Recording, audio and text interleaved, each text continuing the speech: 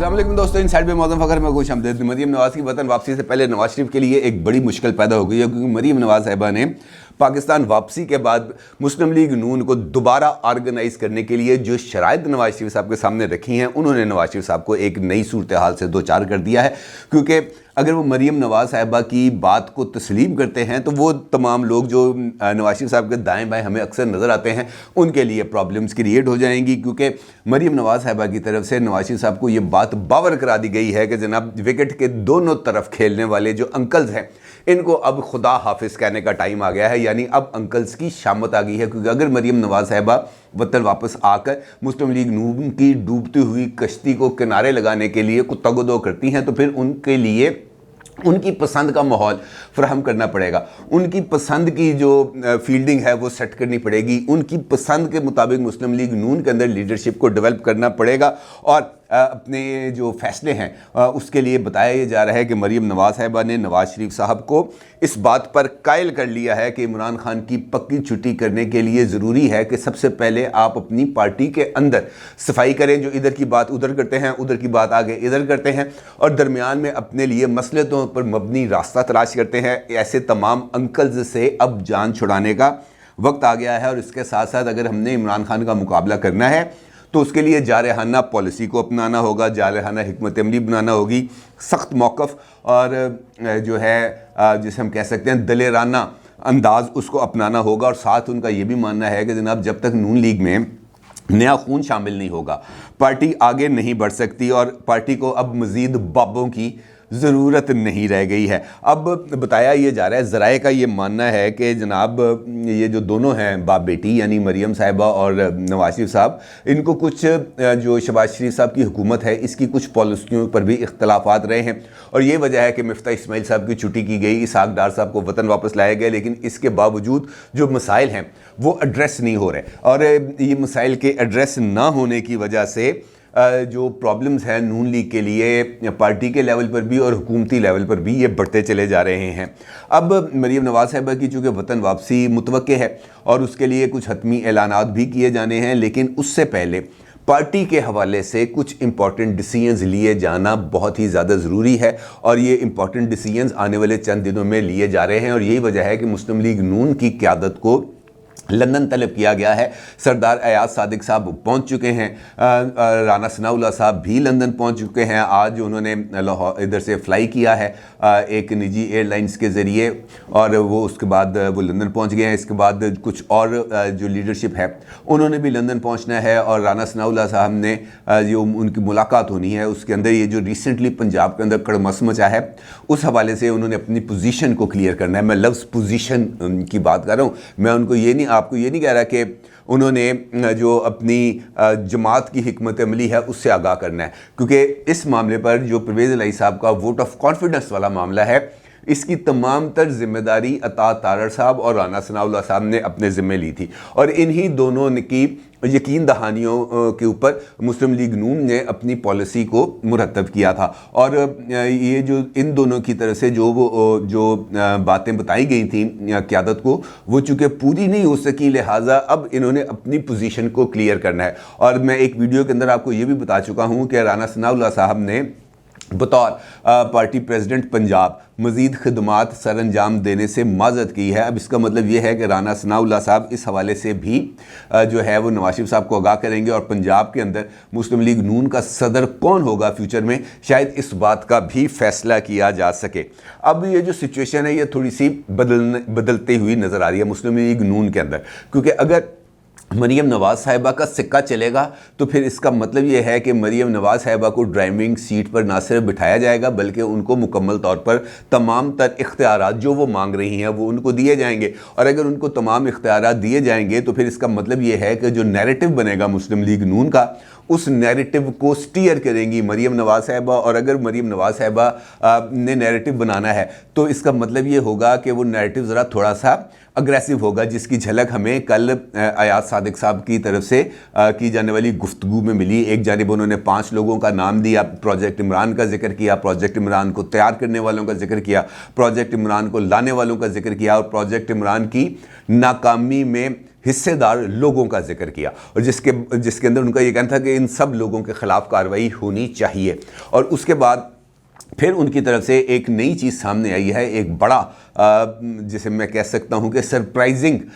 ऐलान उनकी तरफ से सामने आया है, या सरप्राइजिंगली उन्होंने एक बहुत बड़ा इंकशाफ किया है। वो जो सामने आया है तो इसका मतलब मुझे ये लग रहा है कि मुस्लिम लीग नून का जो टारगेट है वो प्रोजेक्ट इमरान के किरदार होंगे और ख़ास तौर पर जनरल कमर जावेद बाजवा साहब होंगे। अब जनरल कमर जावेद बाजवा साहब दो तरफ से फंसते हुए नजर आ रहे हैं, यानी वो पाकिस्तान तहरीक इंसाफ की गोलाबारी का टारगेट भी जनरल बाजवा साहब हैं, और अगर मुस्लिम लीग नून की तरफ से गोलाबारी हुई तो उसका टारगेट भी जनरल बाजवा साहब होंगे, क्योंकि सरदार अयाज सादिक साहब ने जो बात की है वो मेरा ख्याल में अभी सिर्फ टिप ऑफ द आइसबर्ग है, अभी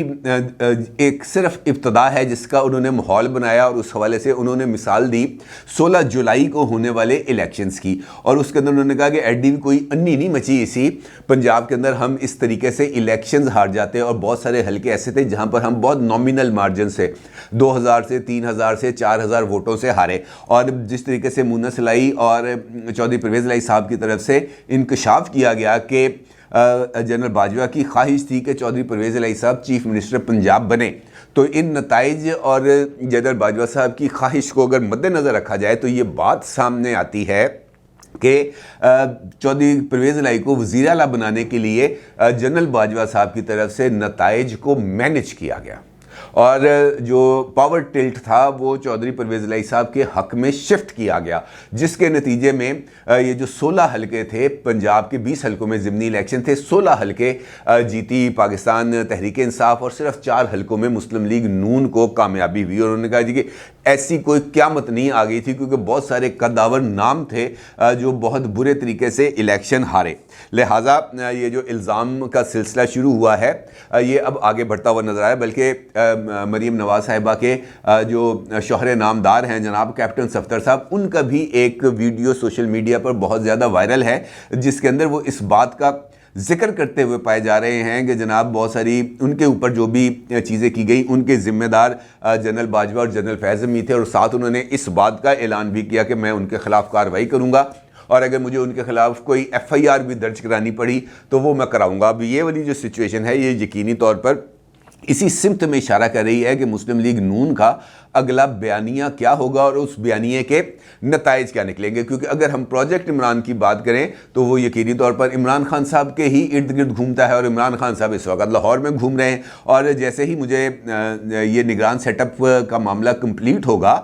तो उससे पहले ही इमरान खान साहब के बारे में ये इतलात आ रही हैं कि वो ज़मान पार्क से शिफ्ट होने जा रहे हैं पेशावर, और अगले चंद रोज़ में शायद कल या परसों वो पेशावर चले जाएंगे और उसके बाद कुछ दिन पेशावर में क़याम करेंगे। अब इसके लिए भी जो चीज़ें सामने आ रही हैं वो ये है कि वो उनके खिलाफ एक इंसदाद दहशतगर्दी का मुकदमा है। मुहतरमा ज़ेबा चौधरी साहिबा जो सिविल जज थी, जिनको इमरान खान साहब ने जलसे में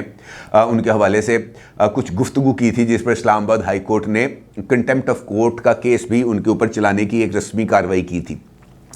अब उस केस के अंदर भी इमरान खान साहब को फाइनल कॉल दे दी गई है, उनका जनाब अगर आप इस केस में पेश न हुए तब आपके वारंट गिरफ्तारी नाकाबिल ज़मानत वारंट गिरफ्तारी जारी कर दिए जाएंगे। तो इसका मतलब ये है कि राना सनाउल्लाह साहब ने जिस सिमत में इशारा किया था कि अदालतें ऑर्डर करें हम इमरान खान को गिरफ्तार कर लेंगे, तो मामला उसी सिमत की तरफ जा रहे हैं। और अगर जो माजी में जिस तरीके से इमरान खान साहब को सहूलियात हासिल रहीं, उनको गिरफ्तारी से जनरल बाजवा साहब के दौर के अंदर बचाया जाता रहा, उनको मौके से दाएं बाएं किया जाता रहा, तो अगर वो वाली सहूलतकारी अगर जारी रहेगी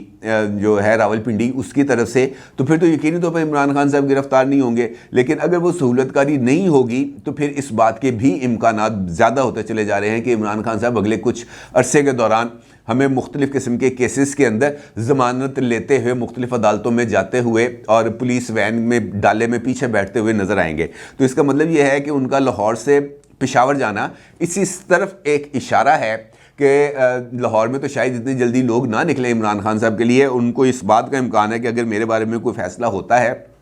तो पेशावर से रश ज़रा पड़ जाएगा और उस हवाले से कुछ माहौल शोहौल बन जाएगा। एनीवेज अब देखना यह है कि इमरान खान साहब के लिए अब फ्यूचर के अंदर कौन से प्रॉस्पेक्ट हैं। बल्कि अभी रिसेंटली एक इंटरव्यू दिया है उन्होंने बीबीसी में, जिसके अंदर उन्होंने एक ऐसा हैरत अंगेज या तशवीशनाक इंकशाफ किया है जो जिसके ऊपर तवज्जो देने की ज़रूरत है। और ये जो वापसी हो रही है पाकिस्तान में मिलिटेंसी की, इस हवाले से इमरान खान साहब के इंटरव्यू को देखना बहुत ज़्यादा ज़रूरी है, क्योंकि इसके नतीजे में लाकानूनियत बढ़ी है। और उन्होंने इस बात का इंकशाफ किया कि जब अफगानिस्तान के अंदर हुकूमत बदली गई, अमेरिका यहाँ से चला गया, तो वहाँ पर जो मौजूद हमारे जो वहाँ पर जो थे कानून शिकन अनासर, जब वो वहाँ पर मौजूद थे तो फिर वहाँ पर जो थे तालिबान, उन्होंने कहा जनाब निकलो यहाँ से, और हम उनको लेके यहाँ पर आ गए। अब अगर इमरान खान का ये मानना है कि जनाब वो 40,000 लोग जब पाकिस्तान आ रहे थे तो क्या हम उनके ख़ानदानों को उनके साथ खड़ा करके सबको गोली से उड़ा देते? उन्होंने कहा जनाब ये रास्ता नहीं था, उनको रिहेबिलिटेट करना चाहिए था, और इस पर सब जमातें मुत्तफिक थीं कि इनको रिहेबिलिटेट किया जाए, लेकिन रिहेबिलिटेट वो नहीं हो सके। और साथ उन्होंने ये भी कहा कि जनाब उनको रिहेबिलिटेशन के लिए हमने पैसे भी दिए थे, लेकिन पता नहीं वो पैसे कहाँ चले गए।